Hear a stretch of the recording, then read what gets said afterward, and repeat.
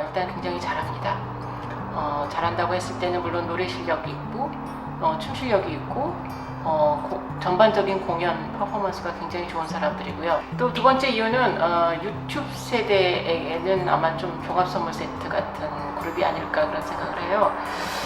유튜브 세대라 하면 지금 한 청소년 15세에서 24세, 25세 정도 유튜브 세대라고 부르는 이 사람들은 사실은 온라인에 가서 무슨 정보를 서치하려고 그럴 때 구글에서 이런 키워드를 넣기보다 유튜브에서 키워드를 넣습니다. 그러니까 모든 서치를 첫 번째 플랫폼이 유튜브이든 어떤 다른 플랫폼이든 동영상이 굉장히 익숙한 세대입니다. 그래서 이 청소년들은 보면 예를 들어 놀기만 하는 게 아니에요. 유튜브에서 예를 들어 수학 공식 설명이 필요해도 유튜브를 찾고 어떤 역사적 사건에 대해서 알려고 해도 유튜브에 올라와 있는 다큐멘터리라든지 설명들을 찾아서 봅니다. 그러면서 학습도 하고 놀기도 하고 팬도 되는 거죠. 그 안에서 대중문학을 소비를 하면서.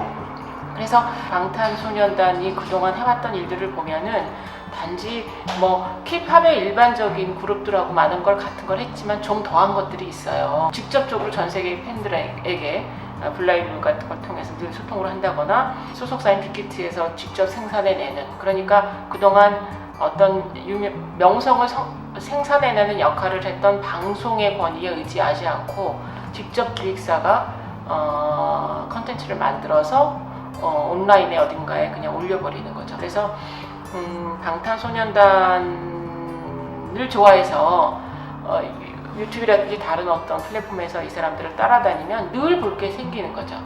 직접 생산한 것도 있지만 이제는 거기에 팬들이 생산한 것들까지 더해져서 엄청난 양의 컨텐츠가 있어서 방탄소년단 팬이면 늘 매일매일 일용할 양식이 있고 즐겁게 시간을 보낼 수 있는 환경 안으로 들어가는 거죠. 그 다음에 세 번째, 아마 이게 가장 중요한 요인일 텐데, 방탄소년단은 처음에 데뷔했을 때부터 지금까지 계속해서 세대를 대변하는 메시지를 생산하는 데 성공했달까? 그렇게 얘기할 수 있을 것 같아요. 아이돌이 되기 위해서 학교 시스템에서 떠나온 사람들이잖아요.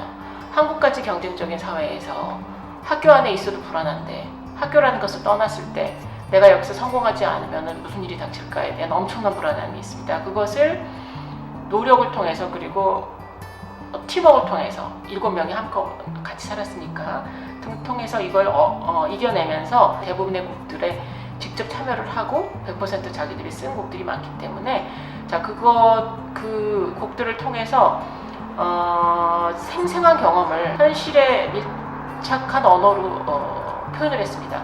그래서 방탄은 사실 가사만 이렇게 쭉 읽어보더라도 어떤 것은 시적으로 굉장히 잘 되어 있고요. 라이팅 능력이 좋습니다. 이를테면은 이런 주제를 가지고 다른 전문가들이 써준 글하고 달라요. 굉장히 날것이라고 할까? 그렇게 피부에 와닿는 그런 가사로 가득되어 있어서 같은 상황에 있는 같은 나이 또래의 팬들, 물론 한국에 있을 뿐만 아니라 전 세계에 있습니다. 왜냐하면 이러한 불안한 상황이라는 것은 한국만이 아니라, 물론 한국의 학교가 좀 더 특별하고 좀 더 경쟁적이고 그런 건 있지만 우리가 선진국이라고 부르는 유럽과 또는 북미라든지 이런 나라들에서 이미 이런 상황이 만들어진 지 꽤 됐어요. 좋은 고용 상태에 있었던 부모 세대로부터 이 사람들은 어떻게 보면 삶의 질이라든지 환경이 후퇴한 세대예요. 내가 공부를 열심히 하고 대학 졸업을 하고 고등학교 졸업을 해도 그 공부한 내용을 가지고 현실 속에서 내가 원하는 직업을 갖지 못한다, 또는 어떤 복지 시스템의 혜택을 끝까지 받지 못할 거라는 불안을 가지고 있는, 그래서 어떻게 보면 인류의 역사에서 처음으로 부모 세대보다 더 삶의 조건이 어려워지는 첫 번째 세대라고까지 얘기를 할 정도로 불안감은 전 세계에서 공유하고 있습니다. 자, 그런 사람들한테 방탄은 그것보다 좀 더 심한 불안을 정말 피부로 느끼면서 아이돌로서 거기에 온갖 에너지를 한꺼번에 다 투여하고 서로 격려해가면서 노력을 통해서 헤쳐나오고 성공하는 걸 그대로 24시간 보여주는 그런 메시지를 보여줬기 때문에 많은 팬들한테, 또 팬이든 아니든 방탄의 콘텐츠를 보는 사람들한테 희망과 용기를 줬다고 해요. 그래서 팬들한테 인터뷰를 해보면 공통적으로 나오는 말이 있습니다. 굉장히 감동적이기도 한데 이렇게들 얘기해요. 내가 인생에서 가장 밑바닥에 있을 때 나를 구해줬다 그래요. 나를 구했다.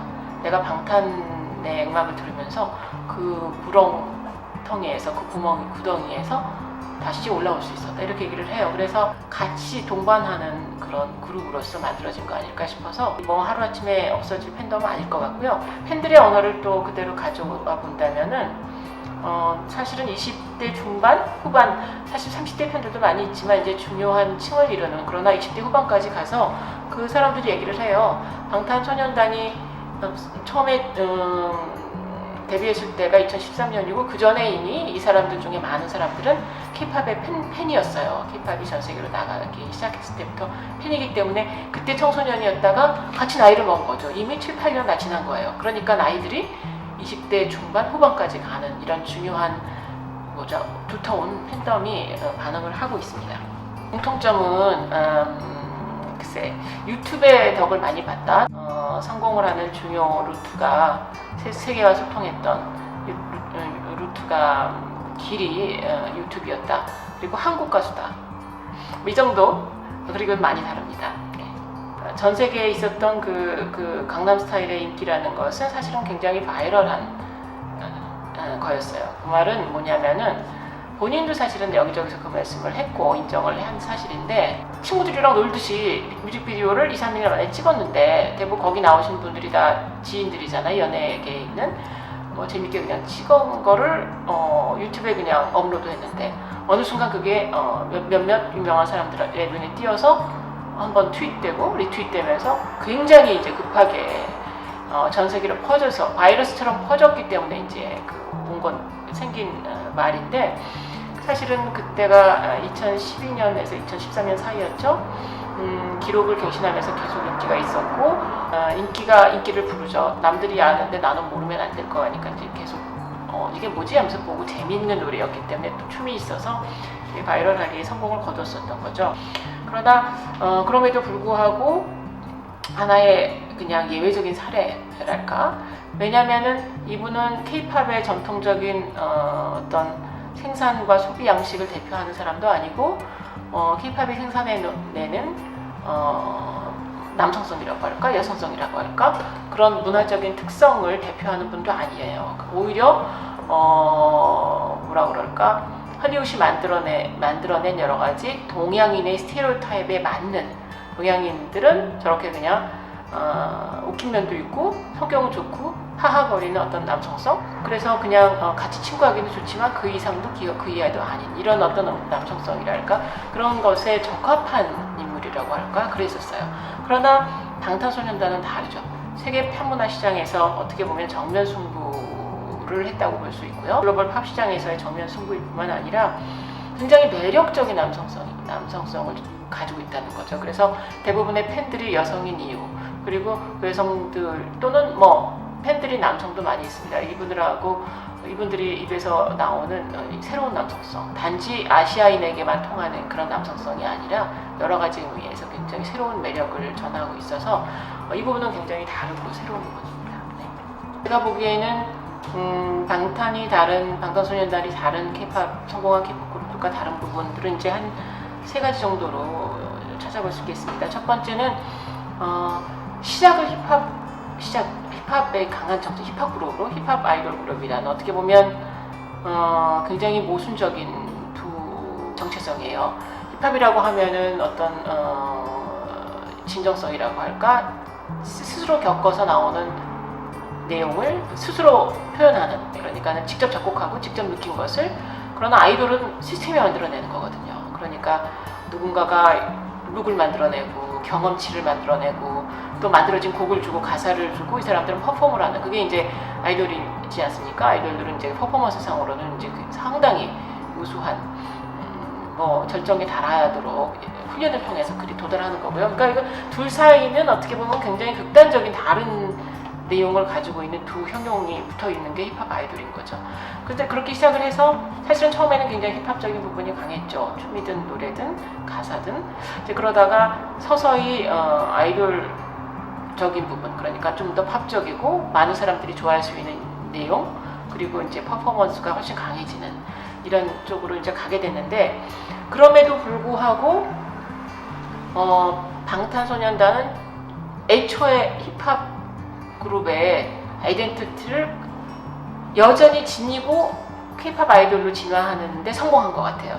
그래서 사실은 이번에 나왔던 최근에 나온 이제 마지막 앨범이요. 그 러브 유어셀프의 앨범 기승전결의 마지막 그 앨범의 타이틀곡이 아이돌입니다. 아이돌.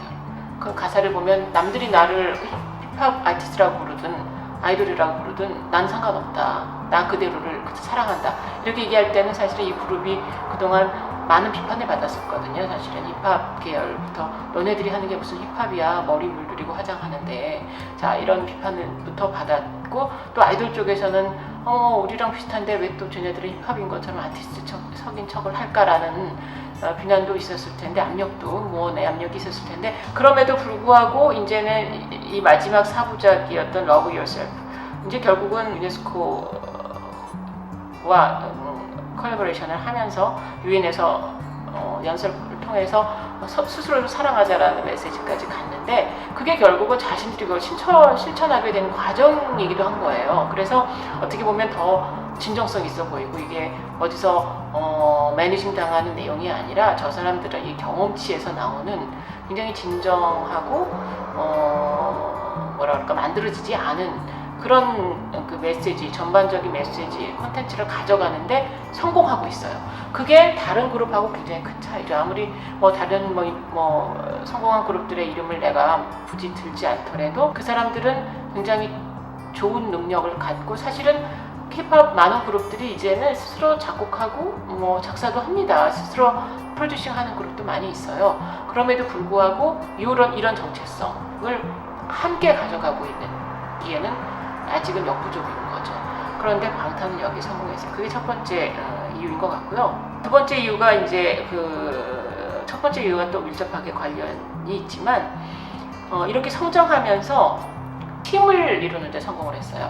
왜냐하면 이렇게 이 정도 성공을 하면 그 중에 이제 많은 젊은 사람들이, 서로 다른 능력을 가진 사람들이 모여 있잖아요. 그러면 개인의 여러 가지 성공을 위한 욕망도 있을 거고, 그 안에 갈등도 생길 거고 할 텐데, 물론 갈등이 왜 없었겠습니까? 자기들이 찍어서 돌리는 싸우는 장면도 사실은 있어요. 그런데 그런 모든 걸 통해서 어떻게 보면 성장하는 게 보입니다.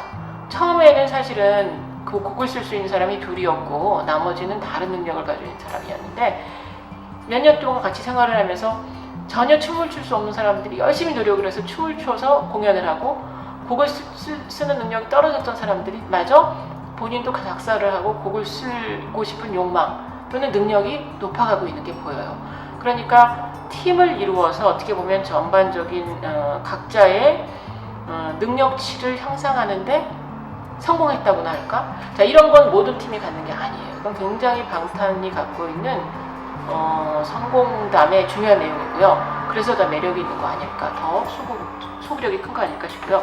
자, 세 번째는 앞에 다른 곳에도 말씀을 드렸지만, 지금 말한 팀 문화와 덧붙여서 이 사람들이 만들어내고 있는 새로운 남성성.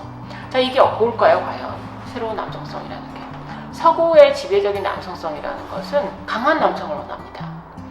지적이고 분석적이고 이성적이고 반응을 할 수 있는 사람이고, 그리고 강한 에고를 갖다 보니까 다른 그 남성성으로부터 자신을 계속 분리해내요. 남 앞에 눈물을 보인다든지 연약함을 보인다든지 이런 것들, 외로워한다거나 슬퍼한다거나, 이런 남성성들의 코드로부터 좀 멀어져 있습니다. 그래서 사실은 이런 남성성에 딱 맞는 남성들이 얼마나 있겠어요. 늘 일상에서 살아가면서 그게 도달해야 될 목표라는 것은 어려서부터 교육받죠. 왜 남자애가 울어? 또는 그거 가지고 아프다 그래 라든지, 이런 걸로부터 억압당했던 많은 개인의 성향 같은 게 있단 말입니다. 기존의 서구의 남성성은 그런 부분에서 너무 제약이 많았어요. 자, 그런데 이 방탄소년단들이 24시간 살고 하는 걸 보면 굉장히 자유롭습니다.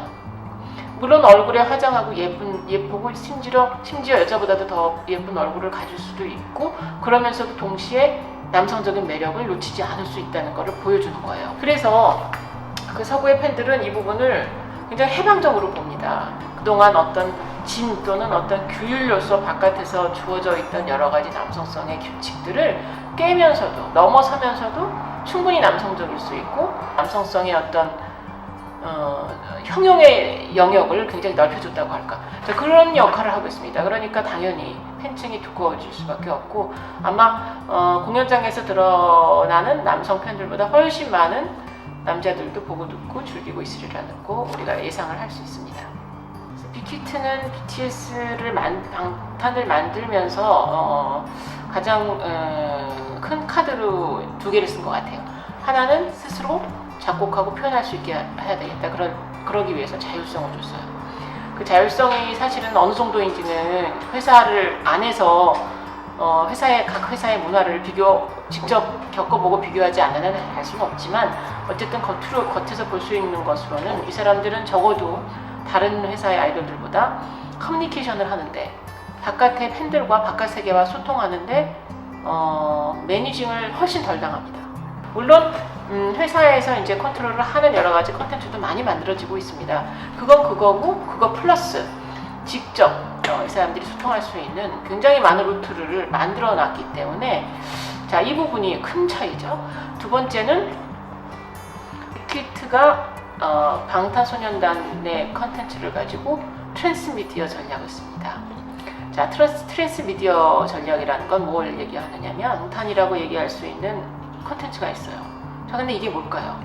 이 사람들은 자연인이기도 하고 연예인이에요. 플러스 이 사람들이 캐릭터로 출연하는 뮤직비디오와 또 다른 컨텐츠의 세계가 있어요. 자, 이렇게 세 개의 서로 다른 레이어를 가지고 방탄이라는 컨텐츠를 복잡하게 만들어내는 것을 전략적으로 합니다. 빅히트는. 아마 이런 접근은 한국에서는 처음 본 것 같고요. 보통 트랜스미디어 전략이라고 얘기할 때는 미국 문화산업이 적극적으로 수행하고 해왔던, 예를 들어 어떤 걸 얘기하냐면은 보통 코믹스, 만화가 있죠. 미국 만화를 원작으로 해서 그걸 가지고 영화도 만들고 게임도 만들고 텔레비전 애니메이션 시리즈도 만들고 여러 가지 컨텐츠를 만들어내는데 문제는 이 컨텐츠가 본래 있었던 어떤 텍스트의 원본에 조금씩 다 달라요.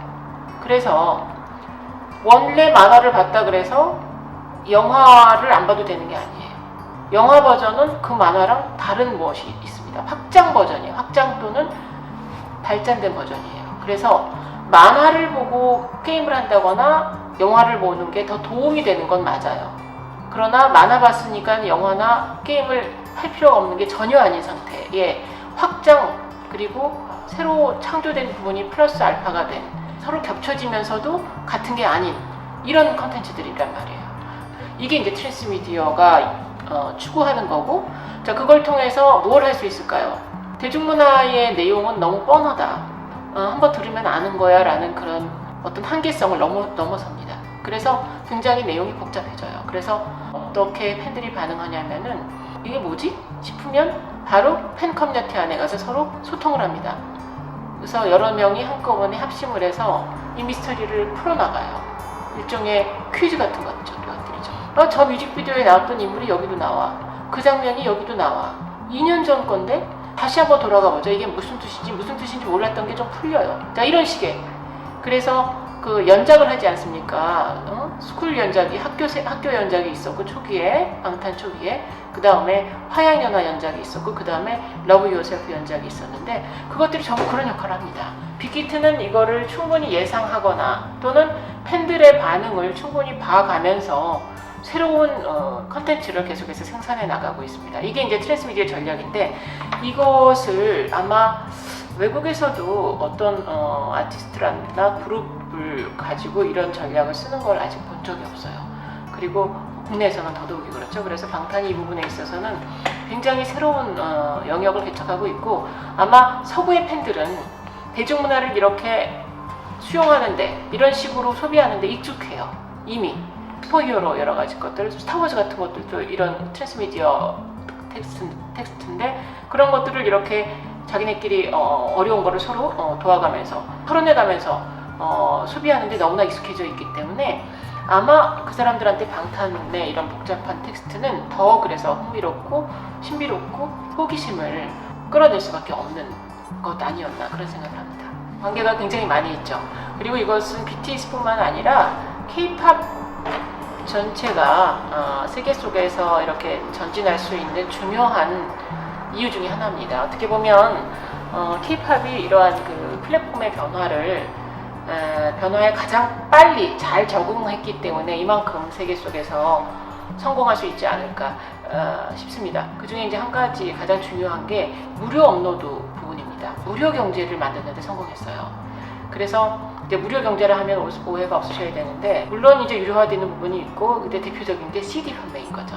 그러니까 앨범이라는 이름으로 정기적으로 내는 메이저 상품입니다. 그런데 이제 CD라는 것은 음악이 그 안에 담겨야만 우리가 들을 수 있는 매체가 아닙니다. 이제는 음악은 우리가 바로 다른 방식으로 들을 수 있어요. 그래서 K-팝은 심지어 무료로 업로드를 하고 있습니다. 그 중에 특히 K-팝 성공의 중요한 루트인 유튜브에 잘 만들어진 뮤직비디오를 공짜로 업로드 해버립니다. 이걸 통해서 K-팝의 또는 팬들을 확장시킨 다음에 결국은 상업적인 수익은 미디어라기보다 상품의 가치가 훨씬 높은 CD를 통해서 돈을 벌고, 또 공연, 그리고 더 많은 돈은 사실은 부상물을 통해서 법니다. BTS 같은 경우를 이제 가지고 예를 들어보면은 수없이 많은 내용이 무료로 어딘가에 업로드가 됩니다. 최근에 나온 RM의 모노라는 개인 테이프가 있어요. 믹스테이프인데 그 클라우드라든지 무료 플레이리스트를 우리가 들을 수 있는 무료 플랫폼에 공짜로 풀어버렸어요. 세계의 많은 곳에서 무료로 이것을 그냥 팬들에게 그냥 주는 거죠. 어떻게 보면. 자, 그 결과 며칠 후에 전 세계에서 76개국인가에서 1등을 합니다. 자, 이런 식으로 무료 경제예요. 음악 자체는 무료로 들을 수 있고 상업적인 수익은 다른 걸 통해서 얻는. K-팝이 어떻게 보면 전 세계를 통해서 이게 어떻게 보면 성공의 루트야라고 하고 있는 굉장히 새로운 음악 경제입니다. 전 세계는 어떻게 하고 있느냐? 우리가 전 세계라고 할 때 사실은 커다란 유료 시장이라는 것은 북미, 유럽, 일본 이런 곳이죠.